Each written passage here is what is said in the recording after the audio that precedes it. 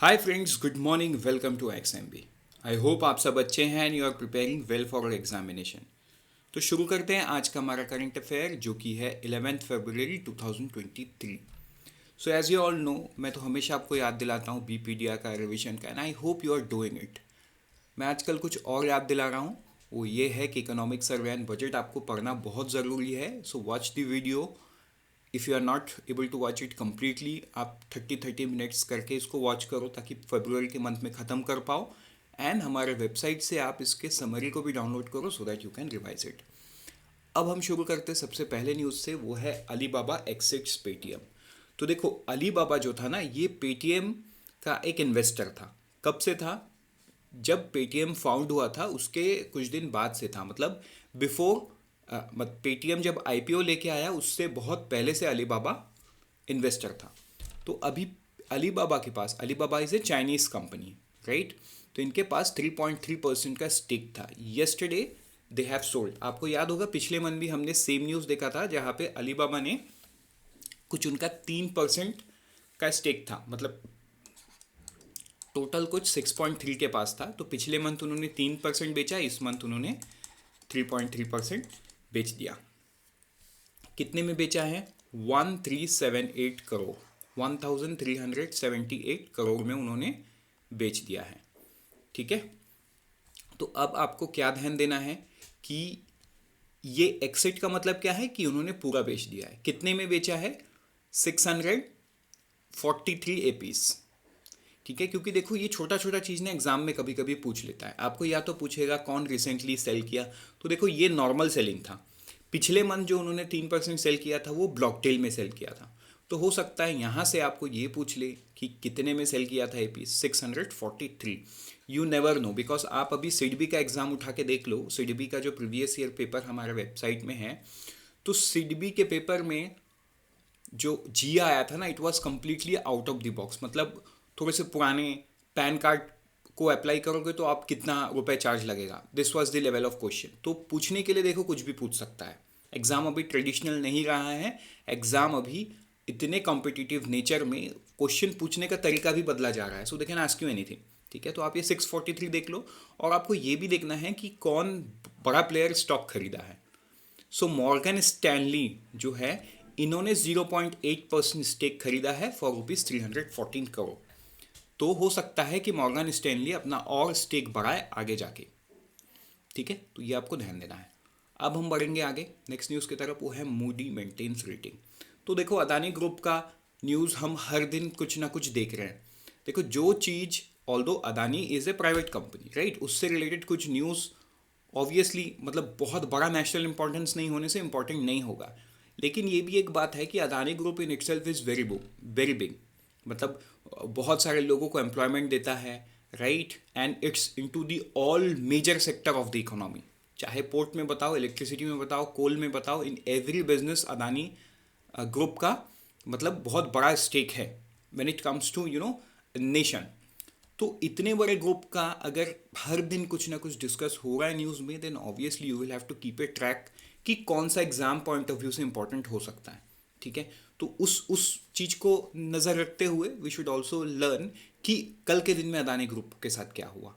जो Moody's investor service है, Moody's इन्होंने अदानी ग्रुप का 8 कंपनी के जो रेटिंग है वो मतलब मेंटेन रखा, और लेकिन आउटलुक को चेंज किया। और 4 मतलब ये 8 से 4 कंपनी के आउटलुक को चेंज किया। अब किसका क्या किया देखो, उतना ज़रूरी नहीं है। मुझे पता है कि आप यहाँ थोड़ा सा कंफ्यूज हो गए हो कि मेंटेन रेटिंग और आउटलुक चेंज किया, इसका मतलब क्या है।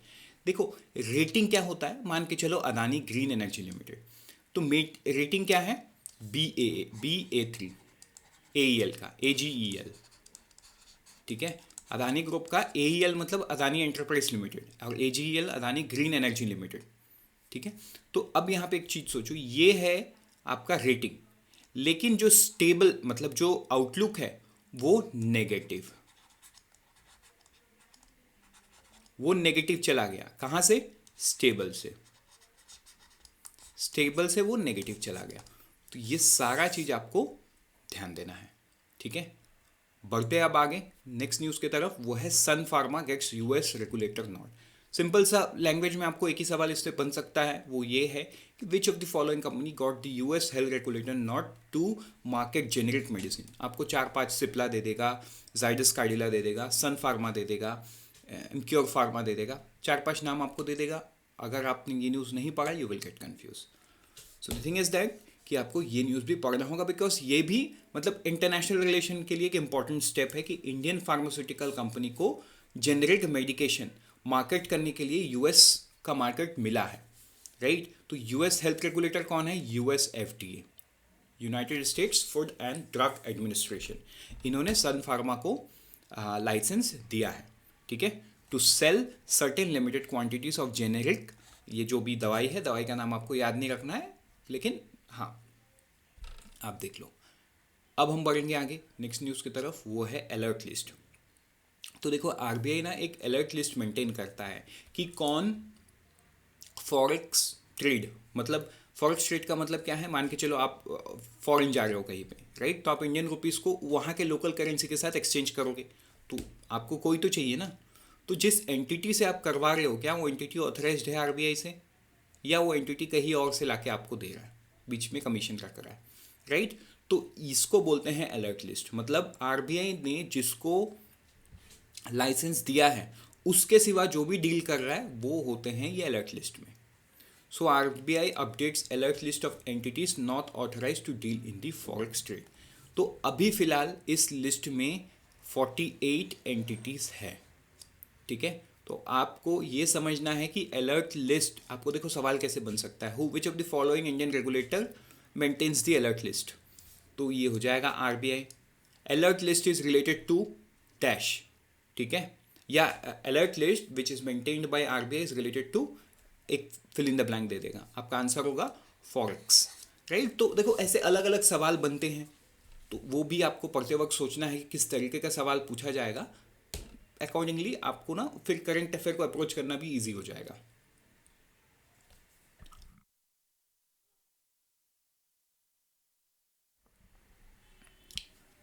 बढ़ते हैं आगे हम नेक्स्ट न्यूज़ की तरफ, वो है लॉई रिपोर्ट। देखो ये लॉई जो है ना, ये एक ऑस्ट्रेलियन बेस्ड थिंक टैंक है, ठीक है। लॉई इंस्टीट्यूट 2023 एशिया पावर इंडेक्स, इन्होंने एक एशिया पावर इंडेक्स निकाला कल के दिन, जिसके मुताबिक वो ये बोल रहे हैं कि इंडिया है 4th most powerful nation in the Asia, लेकिन अपना पावर इंडिया दिखाता नहीं है, इसीलिए it's an underachiever, right. मतलब India doesn't shows his power. अभी सबसे पावरफुल कौन है एशिया में, जो एशिया का पार्टी नहीं है, that is USA, United States of America. उसके बाद followed by China, then Japan, उसके बाद आता है इंडिया, राइट। तो लॉई रिपोर्ट ये कहता है कि इंडिया पावरफुल होने के बावजूद भी अपना पावर नहीं दिखाता है, राइट। और वो अपने रिपोर्ट में ना एक सुपर पावर लिस्ट भी मेंटेन करते हैं। तो सुपर पावर लिस्ट में सिर्फ यूएस एंड चाइना आते हैं, मतलब दे स्कोर, ठीक है, 70 के ऊपर जो भी है कंट्री वो है सुपर पावर, ठीक है, वो है सुपर पावर। और Japan with 37.2 point stood in the third spot, both Japan and India category at the middle power. Japan और इंडिया क्या है, मिडिल पावर में है। तो ये है इंपॉर्टेंट। देखो यूएस ऑल्दो एशिया का पार्ट नहीं है, लेकिन एशिया में बहुत इंपॉर्टेंट एली है। आप अगर यूएस एंड जापान की रिलेशनशिप की बात करो तो Japan doesn't maintain its military, right. Military support कौन देता है जापान को, यूएसए देता है। तो यहाँ पे ऑब्वियसली बात है यूएस एंड जापान का एक बहुत बड़ा रोल है। अगर हम क्वाड की बात करें जो अभी हाल ही के दिनों में हुआ है, तो क्वाड में भी आप देखो यूएस जापान इंडिया है एंड ऑस्ट्रेलिया। तो ये सारा चीज मतलब जो जियो पॉलिटिकल इशूज है, जिस वजह से अमेरिका को एशिया का पार्ट ना होने के बावजूद भी बहुत पावरफुल बना देता है एशिया में। Then let's move to the next news regarding SSLV-D2। आपको ये नाम याद रखना होगा, small satellite launch vehicle D2। एक होता है देखो एक होता है सबसे बड़ा जो है GSLV, ठीक है, MK3 MK2 ऐसा अलग अलग वर्जन है। आप ये GSLV जान लो, ये होता है इसरो का सबसे बड़ा सैटेलाइट जो सबसे ज़्यादा पेलोड लेके जा सकता है, ठीक है। उसके बाद आता है PSLV, polar satellite launch vehicle, ठीक है।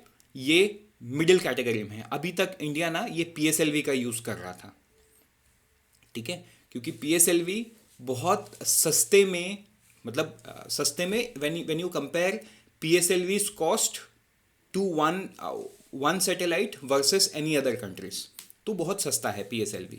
तो PSLV था अब तक, लेकिन अब इसरो को एक नया चीज मिला, वो है SSLV D2, ठीक है। SSLV D2 है स्मॉल सैटेलाइट लॉन्च व्हीकल।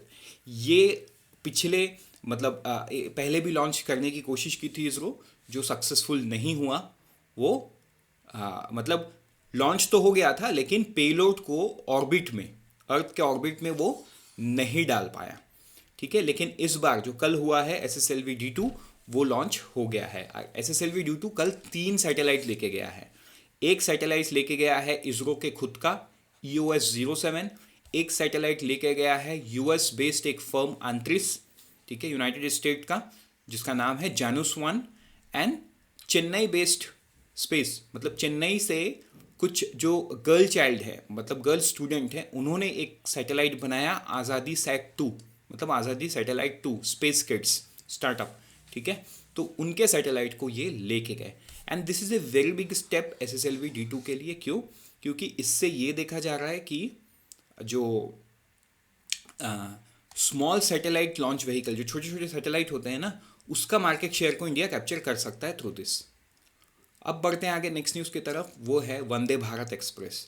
तो प्राइम मिनिस्टर ने कल के दिन में मुंबई से सोलापुर, मतलब एक ही दिन में 2 वंदे भारत एक्सप्रेस को उन्होंने फ्लैग ऑफ किया। दोनों ही छत्रपति शिवाजी टर्मिनल मुंबई से, एक है मुंबई टू सोलापुर, एक है मुंबई टू साईनगर शिरडी, ठीक है। यहाँ के लिए 2 वंदे भारत एक्सप्रेस उन्होंने लॉन्च किया है। अब हम बढ़ेंगे आगे नेक्स्ट न्यूज़ की तरफ, वो है action plan for champion sector in service. देखो, जो सेंटर है, इन्होंने action plan for champion sectors in service launch किया है to identify 12 identified champion service sector. जो 12 सेक्टर, ये 12 सेक्टर कौन है ये आपको पता होना चाहिए। एक है IT, ऑब्वियसली IT को रहना होगा, tourism and hospitality, medical value, transport logistic, accounting and finance, audio visual service, legal service, communication service, construction and related engineering, environmental, financial and education service. तो इन्होंने इसमें 5,000 करोड़ का support sectoral initiative nodal ministry को identify किया है, ठीक है। ये आपको ध्यान देना है। किस तरीके का वैल्यू एडिशन होगा इसमें, मान के चलो नेगोशिएशन होगा, ठीक है, ट्रेड प्रमोशन करेंगे सेंट्रल गवर्नमेंट, उसके बाद BIS डेडिकेटेड डिवीजन सेट करेगा इनके लिए, ठीक है। उसके बाद districts as the export hub initiative को और बढ़ावा दिया जाएगा इस पे, सो दैट ये जो 12 सेक्टर है ये और ज़्यादा कंट्रीब्यूट कर पाए एंड सो ऑन, राइट। तो ये सारा काम किया जाएगा। पढ़ते हैं आगे नेक्स्ट न्यूज़ की तरफ, वो है खेलो India winter game 3rd addition. तो ये जो 3rd एडिशन है ये कहाँ लॉन्च हुआ है, जम्मू एंड कश्मीर में लॉन्च हुआ है। तो ये आपको ध्यान देना है, गुलमार्ग जम्मू एंड कश्मीर में लॉन्च हुआ है। With this, we are done for the day. Let's meet tomorrow morning once again. Till then, unfold your potential and all the best for all the exams that you're preparing. And always remember, IXMB helps you prepare 50% faster.